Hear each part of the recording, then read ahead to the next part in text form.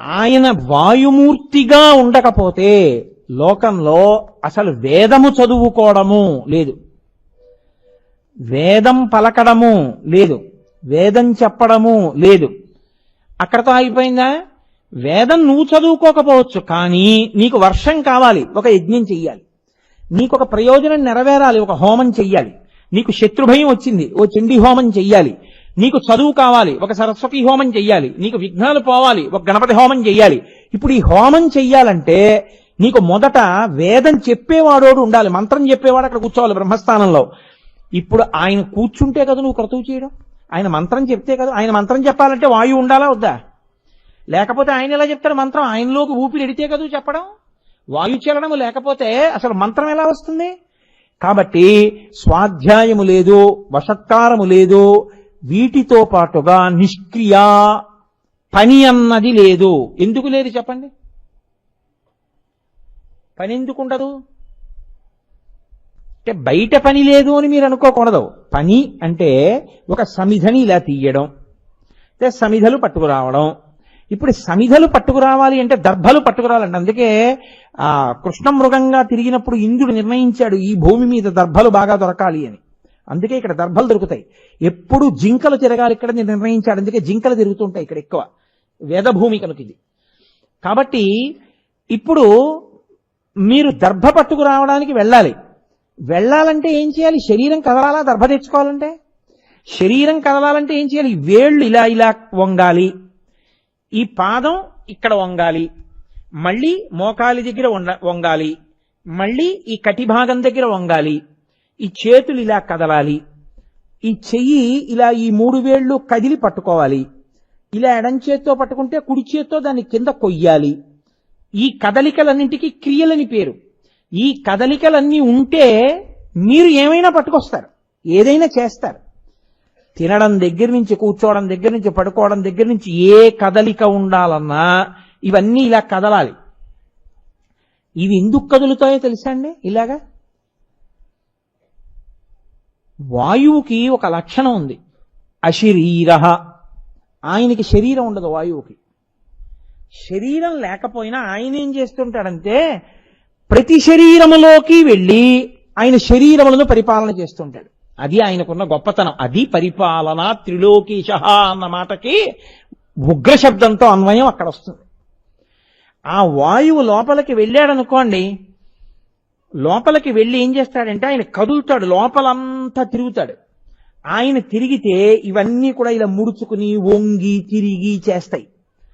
ఆయన లోపల తిరగడం మానేశాడు అనుకోండి, అందుకే ఇక్కడ ఆగిపోతుంది. ఈ తీయడం ఆపేశాడు, విడిచిపెట్టడం ఆపేశాడు. అందుకే శవం 1 గంట లోపల అప్పుడప్పుడు చిన్ని పిల్లికూత శబ్దం వస్తుంది, ఉలిక్కి పడుతుంటారు. నేను ప్రత్యక్షంగా అటువంటి అనుభవానికి ఒకసారి గురయ్యాను. అదేంటి బాబాయ్ శవం పిల్లికూత కూసిందని. ఏమవుతుందంటే లోపల ఉండిపోయినటువంటి వాయువు మెల్లగా రంధ్రాల్లోంచి బయటికి వెళ్ళిపోతుంది. అది వెళ్ళిపోయి ఇంకా ఎక్కడెక్కడెక్కడో ఉండిపోయిందంతా వెళ్ళిపోతుంది. వెళ్ళిపోయిన తర్వాత లోపల గాలి తిరగదు. తిరగకపోతే ఏమైపోతుందంటే స్తంభీభూతం అయిపోతుంది, జడీభూతం అయిపోతుంది. దారుభిహి అంటారంటే, దారుభిహి అంటే కర్ర. కాలట్టుకుని ఇలా పైకెత్తారనుకోండి, కాలు ఒకటే లేవదు, మొత్తం శరీరం లేచిపోతుంది. కొయ్యి అయిపోయాడండి అంటారు. తలట్టుకుని ఇలా అన్నారనుకోండి, మొత్తం లేచిపోతుంది. దారుభిహి ఎందువల్ల అయిపోతుందో తెలుసా అండి? అశరీర శరీరస్తు వాయు చరతిపాలయం. తనకి శరీరం లేకపోయినా వాయువు శరీరంలోకి వెళ్ళి పరిపాలన చేస్తాడు, కదుపుతాడు. ఇలా వంగడానికి, తిరగడానికి, ఇవన్నీ వంగడానికి, కీళ్లు వంగడానికి, ఇలా మెడ తిరగడానికి వాయువు లోపలికి వెళ్ళి తిరగడమే కారణం. ఆ వాయువు తిరగడం ఆగిపోయిందనుకోండి, అంతే స్తంభీభూతం అయిపోతుంది. 1,000,000 మంది వైద్యులు కూడి వచ్చిన కాని మరణమయ్యడి వ్యాధి మాన్పలేరు. లక్షాధికారైన లవణమన్నమే కాని మెరుగు బంగారంబు మింగబోడు. అంతే, ఆయన ఆగిపోయాడు అనుకోండి. ఇది దారుభిహి, ఇది కర్రలా. ఇలా ఎత్తితే ఇలా నించుంటుంది, ఇలా పడేస్తే ఇలా పడిపోతుంది, ఇలా తిప్పితే ఏదో ఓ ఉండ తిరిగినట్టు తిరుగుతుంది, మొత్తం తిరిగిపోతుంది. ఇప్పుడు క్రియ ఎలా జరుగుతుంది? వాయువు లోపలికి వెళ్ళి బయటికి రాలేదు, వాయువు తిరగడం మానేసింది. ఇప్పుడు ఎవరు కదులుతారు చెప్పండి నాకు? ఎక్కడున్న వాళ్ళు అక్కడే ఉండిపోతారు. అదే జరిగింది ఉత్తరాఖండలో రామాయణంలో.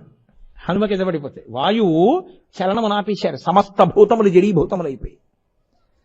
కాబట్టి ఇప్పుడు కదలికలన్నీ ఆగిపోతాయి ఆయన లేకపోతే.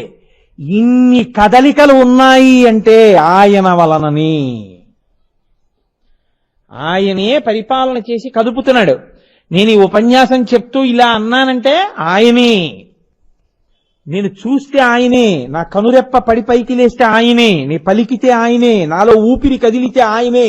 ఆయన్ని ఎక్కడ చూస్తావు? ఆయన నిరంతరము నీ ఎందుకు కదులుతున్నాడు. ఆయనే కదలకపోతే నీకు కదలిక లేదు. అది ఉగ్రహ. ఇప్పుడు చెప్పండి, అది కోపమా అనుగ్రహమా? పరిపాలనలో పరిపాలనే అయింది. అది త్రిలోకేశ. ఇప్పుడు ఈ వాయు రూపంలో 3 లోకములను ఆయన కదుపుతున్నాడు. కాదు తానే కదులుతున్నాడు గాలి రూపంలో. అందుకే కదలకుండా భూమిగా రక్షిస్తాడు, కదిలి వాయువుగా రక్షిస్తాడు. అది ఆయన గొప్పతనం, అది ఆయన పరిపాలన. త్రిలోకేశ.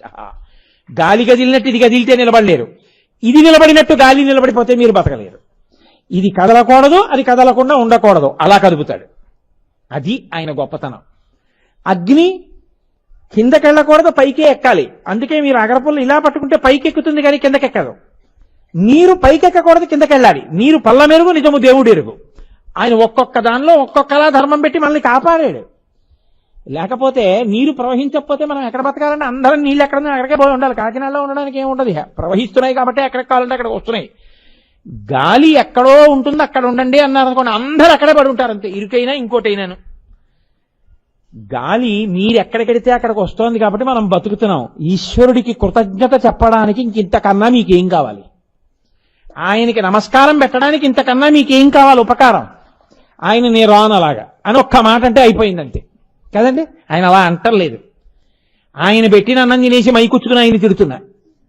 కాబట్టి మనం ఎంత కృతజ్ఞులం అయి ఉండాలి. ఆయన ఎంత ఓర్పున్నవాడై ఉన్నాడు మహానుభావుడు. పోన్లేరా మన పిల్లాడే కదా అని ఊరుకుంటున్నాడు. కాబట్టి వాయుశ్చరతిపాలయన్, ఆయనే లోపల ఉండి స్వాహాకారముగా, వషట్కారముగా, స్వాధ్యాయముగా, క్రియాకలాపములుగా, కదలికగా ఉన్నాడు. కాదు, అసలు వాయు ప్రాణ, ఆయనే ప్రాణం. ఇంట్లో మంగళము అన్న మాటకు అర్థం ఏమిటో తెలుసా అండి? అసలు అందరిలోకి గాలి వెళ్ళి బయటకు వస్తూ ఉండడమే మంగళం. ఇప్పుడు ఆవిడ అన్నం తిందా, మంచినీళ్ళు తాగిందా, కాసేపు వదిలేయండి. ఆవిడ పాలు తాగైనా ఉంటే పెళ్ళి అవుతుంది. ఆవిడేమో ఈ గోత్రంలో పుట్టింది, ఈ ఇంటి పేరులో పుట్టింది, ఆవిడేమో ఊపిరి అయిపోయింది అనుకోండి, నువ్వు ఎన్ని పెళ్లి ఏర్పాట్లు చేసుకుంటే అసౌతం వచ్చి కూర్చుంది. ఆ ఊపిరి వెళ్ళి లోపలికి రాకపోతే పెళ్ళైనా ఆప్ చేయవలసిందే. ఎలా చేస్తావు? కన్యాదానం చేయడానికి లేదు. ఏదో ఆ ఊపిరి లోపలికెళ్ళి బయటకు వచ్చి అమ్మయ్య పెళ్ళంతా అయిపోయింది, ఆవిడకి ఆగిపోయింది, గొడవ వెళ్ళిపోయింది, గట్టెక్కేశాం కదండి. ఆయన నీ మంగళములను శాసిస్తాడు ఊపిరి రూపంలో, కదిలి పైకొచ్చి. అది శివుడంటే. కాబట్టి ఆయన చెయ్యనిది, ఆయన అనుగ్రహం కానిది ఏముంటుందండి లోకంలో? అటువంటి వాడు ఆయన వాయు ప్రాణ. అందుకే గౌరవము అన్న మాట అంతా దేన్ని ఆశ్రయించుంటుందో తెలుసా అండి? కేవలము శివ, ఉగ్ర, ఆయన్ని ఆశ్రయించే గౌరవం ఉంటుంది. శంకర భగవత్పాదులు అద్భుతమైన మాట చెప్పారు భజగోవిందంలో. యావత్ పవనో నివసతి దేహే తావత్ పృచ్చతి కుశలంగేహే గతవతి వాయౌ దేహాపాయే భార్యాభిభ్యతి తస్మిన్ కాయే. అంటున్నంతసేపు ఏమంటే బాగున్నారా అంటుంటారు, అదొక్కటే ఆగిపోయింది అంతే. అమ్మా బయట పెద్ద వర్షం పడుతోందమ్మా, రేపు తీసుకెళ్తాం. రోజు మా ఆయన అని పడుకునేదానివి కదమ్మా, ఇవాళ కూడా పక్కన పెట్టుకు పడుకో. నీ మొహం ఇట్సా, ఇంకా ఆయన ఎక్కడ ఉన్నాడు? తస్మిన్ కాయే, అది ప్రేతం రా, శరీరం వీధిలో ఉంచండి అంటుంది.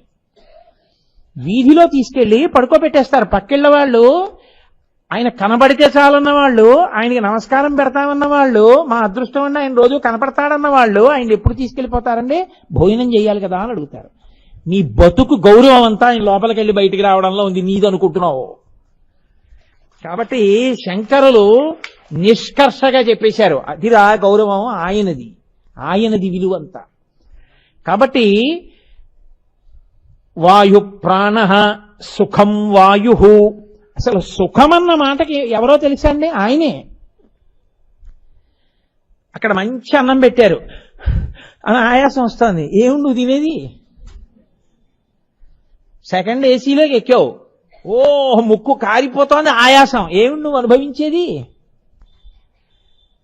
ఊపిరే అందట్లేదు, ఇంకేమిటి సుఖం? ఎంతో ఉక్కబోస్తోంది, విసినికర్ర ఎత్తి విసిరారు, అమ్మయ్యా అన్నావు. వాయువే సుఖం, ఇదెందుకు లేకపోతే నాకు? అది ఉంటే కాస్త వీడు ఏమైనా గట్టిగా చెప్తారు, 4 మాటలను కలిపి పెట్టారు. అదే ఈశ్వరుడు. చూడండి, ఆయన అనుగ్రహం.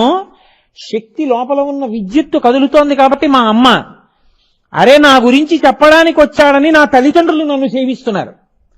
ఎవరి గురించి నేను చెప్తున్నానని మీరు అనుకుంటున్నారో వాళ్లే నన్ను సేవించి నాతో చెప్పిస్తున్నారు ఫ్యాన్ రూపంలో. అది ఆయన అంతకి దిగిపోతాడు. కాబట్టి లేకపోతే అందులోంచి గాలి రాబట్టి కదూ చెమట పట్టకుండా 4 మాటలు చెప్పగలుగుతున్నాను. లేకపోతే ఈ పాటికి లాల్చి ఇలా ఇలా ఇలా ఇలా అనుకుని ఇలా ఇలా ఇలా 10 మాటలు వాచి చూడడం. కాబట్టి సుఖం వాయు, వాయు ప్రాణ, సుఖం వాయు. అటువంటి వాయువు కానీ లేదనుకోండి, అసలు ఆ వాయువునందే ఈ లోకమంతా ప్రతిష్ఠితమయ్యింది.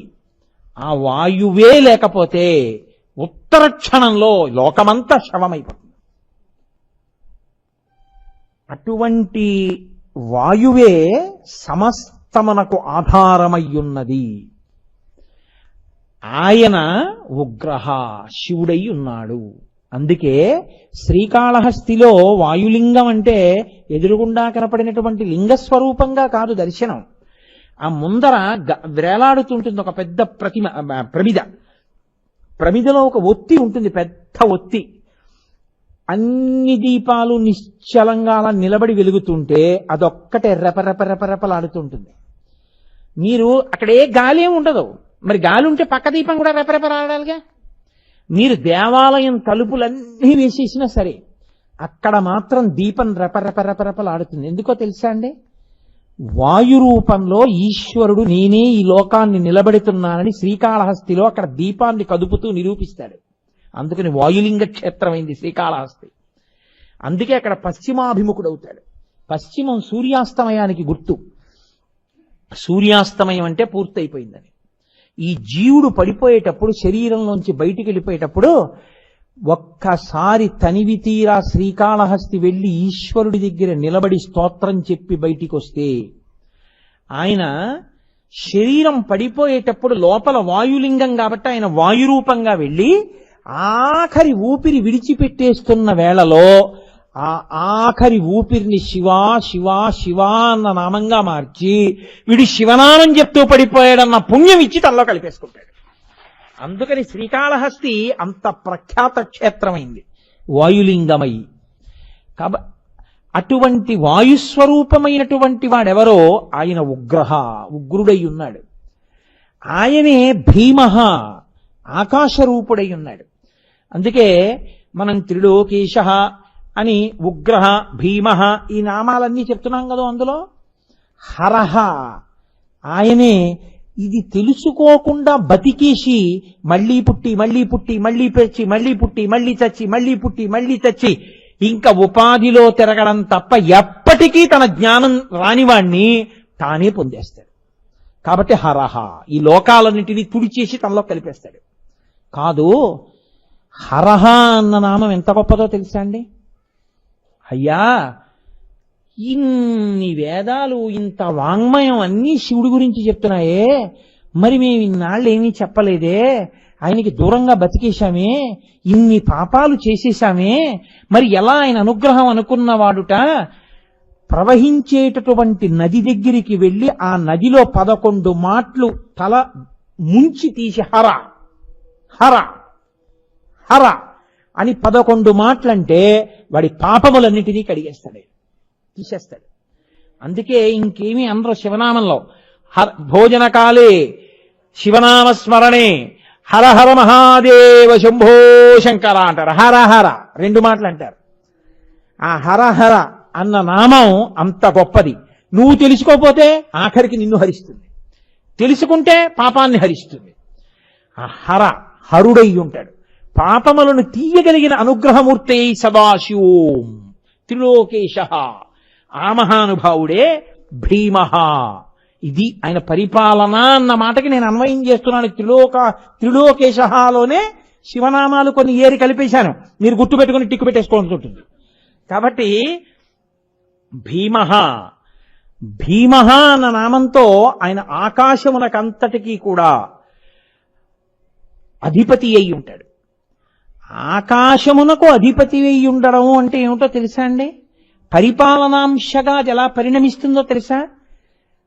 సంకోచ వ్యాకోచముల అవకాశం ఇచ్చినవాడు అవుతాడు. ఆకాశము అవకాశము అని మీరు అనుకోవాలి. ఎప్పుడు ఆకాశము లేని అవకాశము ఉండదు. అవకాశము మూసుకుపోవడమే ఆకాశం లేకపోవడం. సంకోచ వ్యాకోచముల మీదే భవతి ఉండుట అన్నది ఉంటుంది. ఎందుకో తెలుసా అండి? అమ్మ కడుపులో కటిక చీకటి ఉంటుంది. ఆ కటిక చీకట్లో పడుకుని ఉండిపోయి అందున తల కిందకి కాళ్ళు పైకి పెట్టి ఉండిపోవడానికి అలవాటు పడిపోయిన ప్రాణి చాలా ఇరుకైనటువంటి యోని ద్వారంలోంచి బయటికి ప్రసూతి వాయువు తోస్తుంటే అంచెలంచెలుగా పైకొస్తాడు. పైకి వచ్చి మొట్టమొదటిసారి ఇలా కళ్ళు విప్పేటప్పటికీ అన్ని దీపాల కాంతి పడుతుంది. దీపపు కాంతికున్న లక్షణం ఏమిటో తెలుసా అండి? స్ఫురణ మీద ప్రభావం చూపిస్తుంది. నేను ఇలా ఎత్తి కాసేపు అటు చూశాననుకోండి, ఆ దీపాల కాంతికి అన్ని దీపాల కాంతి పడితే నా స్ఫురణ దెబ్బతింటుంది. జ్ఞాపక శక్తి మీద ప్రభావం చూపిస్తుంది. అన్ని దీపాల మధ్యలో పిల్లవాడు పుట్టగానే అంత వెలుతురు ఒక్కసారి చూడగానే ఏమవుతుందంటే వాడి ఊపిరితిత్తులు పనిచేయడం ఆగిపోతాయి. లోపలి మలమంతా కూడాను ఊపిరి ఆగిపోతుంటే గడ్డకట్టేస్తుంది. బ్లాక్ స్టూల్ అంటారు. నల్ల రాయిలా గడ్డకట్టేస్తుంది. గుండె యొక్క స్పందన ఆగిపోతుంది. ఆగిపోగానే మృత్యువు ఆసన్నం అయిపోతుంటే ఆ పసివాడికి జగదంబ అమ్మలోకి ప్రవేశిస్తుంది. ప్రవేశించి నా బిడ్డ అన్న భావన కలిగి ఒక గొప్ప పొంగు వస్తుంది. అది పిల్లి కానివ్వండి, పంది కానివ్వండి, కుక్క కానివ్వండి, అమ్మ కానివ్వండి, ఏది కానివ్వండి, అది మాతృత్వానికి ఉన్న గొప్పతనం. జగదంబ ఆవహిస్తుంది. జగదంబ ఆవహించగానే తల్లి యొక్క స్తనములలోంచి కోలోస్ట్రం, ఒక డాక్టర్ గారు పెద్ద పుస్తకమే రాశారు దీని మీద, కోలోస్ట్రం అనబడేటటువంటి పసుపచ్చటి ముద్ద ఒకటి విడుదలవుతుంది. అమ్మ నా బిడ్డ అన్న సంతోషం కలగగానే స్తన్యాన్ని పిల్లాడి నోట్లో పెడుతుంది. వాడు తెలిసో తెలియకో ప్రాణం పోతుండగా అంటాడు. అనగానే ఆ కోలోస్ట్రం నోట్లో పెడుతుంది. అది వెళ్ళగానే ఊపిరితిత్తులు మళ్ళీ ఇలా సంకోచ వ్యాకోచములను పొందుతాయి. గుండె మళ్ళీ lub dub lub dub lub dub కొట్టుకోవడం మొదలవుతుంది. ఈ ఊపిరి మళ్ళీ అందుకోగానే లోపల శరీరానికి బాధ పెట్టేస్తూ గడ్డ కట్టేసినటువంటి నల్లటి మలాన్ని ఈ కోలోస్ట్రం బయటికి తోసేస్తుంది. బ్లాక్ స్టూల్ బయటికి వెళ్ళడానికి, ఊపిరితిత్తులు కదలడానికి, గుండె కొట్టుకోవడానికి కోలోస్ట్రం కారణం అవుతుంది. అటువంటి కోలోస్ట్రంని లోకంలో సృష్టించిన వాడు సర్వేశ్వరుడు. మా అమ్మ, ఆవిడే అమ్మలోంచి వ్యుత్పత్తి బయటికి వస్తుంది. అలా ఇప్పుడు చచ్చిపోతున్నటువంటి పిల్లవాడు మళ్ళీ బతికాడు. ఆ గుండె కొట్టుకోవాలంటే గుండె పనిచేయడం మీరు ఎప్పుడైనా ఎక్కడైనా చూశారో లేదో, నేను ఒకసారి బెంగళూరులో ఒక సైన్స్ ఫేర్ లో ఒక డెమాన్స్ట్రేషన్ లో చూశాను. అది ఎలా ఉంటుంది చూపించినప్పుడు నిజంగా ఏదో గోనెగుడ్డ రంగులో దాన్ని చూస్తే నేను ఆశ్చర్యపోయాను, ఇలా ఉంటుందా ఆ గుండె అంటే అని. అది దాని కండరములు ఇలా ఇలా సంకోచ వ్యాకోచములు పొందుతుంటాయి. ఊపిరితిత్తులు ఇలా బుడగ మూసుకుని తెరుచుకున్నట్టు ఇలా మూసుకుని ఇలా తెరుచుకుంటూ ఉంటాయి. దీనికి చోటు లేదనుకోండి ఇంకేం తెరుచుకుంటుంది? అది ముడుచుకు తెరుచుకోవడానికి, గుండె కొట్టుకు తెరుచుకోవడానికి, అన్నం తింటే కడుపు కండరములు ఈ సంచి సాగడానికి, దీనికి అంతటికీ కూడా ఈశ్వరుడు లోపల అవకాశం ఇస్తాడు. ఆ అవకాశము ఆకాశము. ఆ ఆకాశం ఉండబట్టి బతికావు. ఇది పరిపాలన.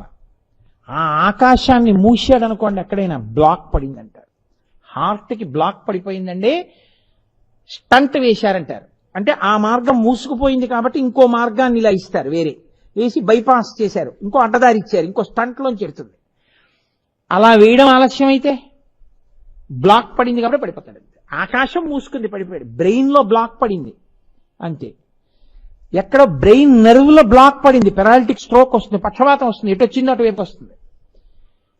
ఆకాశము బ్రతుకుటకు అవకాశము.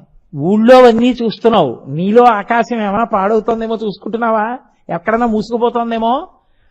మూసుకుపోవడానికి వీలు లేకుండా నీ ఇంటి నీటి గొట్టాలు 2 ఏళ్లు పడితే నాచట్టేస్తాయి.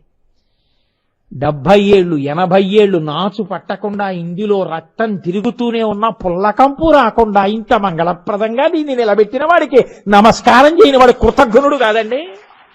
వాడు భీమః, వాడు ఆకాశరూపుడై ఉన్నాడు. ఇక్కడ బయట వాడు అంతటా ఉండి అన్నినీ తనలో పెట్టుకున్నాడు. బయట తాను కవచంగా ఉండి అన్ని తనలో ఉంచుకున్నాడు. ఇప్పుడు ఈ వేదిక, ఈ భూమి, ఈ గుళ్ళు, ఈ గోపురాలు, మనము అందరం ఆయన బొజ్జ ఆకాశంలో ఉన్నాం. ఉండడానికి అవకాశం ఇచ్చాడు. ఓ ఇంట్లో ఉంటే చూడండి, ఉండడానికి అవకాశం ఇచ్చారండి ఆయన అన్నాం. నాకు అవకాశం ఇచ్చినందుకు కృతజ్ఞతలు అంటాం. అసలు అవకాశం ఇచ్చిన మొదటి ఆకాశ రూపుడు ఆయనే. అలా అందరికీ అవకాశం ఇచ్చిన వాడిని ఏమని చూపిస్తావు? నువ్వు ఏమీ చూపించకుండా గోడ మీద మారేడు దళాలు వేసేసి ఇదే చిదంబరలింగం అని నమస్కారం చేయిస్తారు. ఇన్ని కదలికలకి ఆయన అవకాశం ఇచ్చాడు. అందుకే చిదంబరంలో నటరాజస్వామిగా ఉంటాడు. చిదంబరంలో నటరాజు అనడానికి కారణం అది. కాబట్టి ఆయన భీమః, హరః, రుద్రః, ఉగ్రః, త్రిలోకేశః, ఇన్ని రూపాలతో మహేశ్వరః పరిపాలన చేస్తున్నాడు. ఇది ఆయన యొక్క గొప్పతనం. ఇన్ని చేస్తూ సదాశివః. అరే వీడు నేను ఇంత ఊపిరిచ్చాను, ఇంత అవకాశం ఇచ్చాను, వీడు నాకు నమస్కారం కూడా పెట్టడేమిరా? వీడు తినేస్తుంటే పొట్ట సాగాలి, సాగడం మానేసింది అనుకోండి ఇంకేం తింటావు? ఇది సాగాలి, కడుపు సంచి, అందుకే సాగుతుంది. అది కడుపు ఒక సంచి, ఆ సంచి సాగే గుణంతో ఉంటుంది. లేకపోతే ఎక్కువ తినేసినప్పుడు కొంచెం పొట్ట ఇలా వస్తుంది, మళ్ళీ ఖాళీ అయిపోతే వెనక్కి వెళ్ళిపోతుంది. సంకోచ వ్యాకోచములు ఉంటాయి కండరాలకి. జీర్ణక్రియ యందు చర్నింగ్ అంటారు. చర్నింగ్ అంటే ఈ చూశారు కవ్వం పెట్టి చల్ల చేస్తారు, అలా లోపల ఉన్న కడుపు కండరాలు చల్ల చేస్తాయి. తిన్నదాన్ని చర్ చస్ చర్ చస్ అని ఊగుతాయి. అందుకే తినగానే మీరు ఎక్కడికైనా నడిస్తే ఇక్కడ నొప్పి వస్తుంది. రక్తం అంతా ఇక్కడ అవసరం అవుతుంది పని చేయించడానికి. మీరు నడిస్తే కాళ్ళకు కొంత వెళ్తే ఇక్కడ నొప్పి వస్తుంది, రక్తం తక్కువైంది, లోపల పదార్థం జీర్ణం చేయలేదు. మీరు కూర్చుంటే ఆ రక్తాన్ని కూడా ముచ్చుకుని జీర్ణం చేసేస్తుంది. మీరు బయట ఉన్నది అది వేరు, మీరు వేరు. మీరు పుచ్చుకున్నాక అది మీది, మీరు తినేశాక మీరుగా మార్చేస్తుంది. మీరుగా అంటే నేను తిన్నది నేనుగా మార్చేస్తాను. ఇలా ఉంటే కమలాఫలం వేరు, నేను వేరు. ఇప్పుడు ఇలా నేను పుచ్చుకుంటే నాది, నేను తినేస్తే నేను. చేసేసేవాడు శివుడు. ఆయన ఆ పిప్పిని వదిలించేస్తాడు, దాన్ని నేనుగా మార్చేస్తాడు. ఇప్పుడు కమలాఫలం ఏది? నేనైపోయింది. ఇది చేయించగలిగిన ప్రజ్ఞారూపుడు ఆకాశరూపుడు భీముడు. కాబట్టి అటువంటి మహానుభావుడు ఆయన ఇన్ని నామాలతో ఏం చేస్తున్నాడు? ఆయన త్రిలోక పరిపాలన చేస్తున్నాడు. మనతో యజ్ఞం చేయించి హవిస్సులు దేవతలకు ఇస్తున్నాడు. మీరెళ్ళి వర్షం కురిపించండి దేవతల చేత మనకు భోగాలు ఇప్పిస్తున్నాడు. ఇంతమంది ఇన్ని ఎందుకు చేస్తుంటారు? ఆయన శాసనానికి భయపడి చేస్తుంటారు. ఇన్నిగా ఉండి పరిపాలన చేస్తుంటాడు. ఇది శివ వైభవం అంటే, ఇది మహానుభావుడు అంటే. అందుకని ఆయన సదాశివో.